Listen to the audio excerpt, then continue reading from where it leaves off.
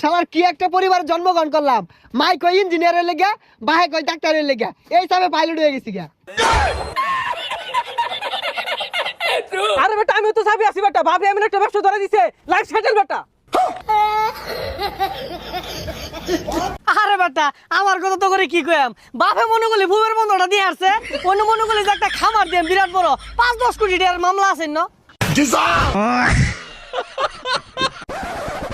I বল নাই, I Gulistan Pakistan Afghanistan, I বল নাই, I লাঠি বের, আই দর যাইব গা।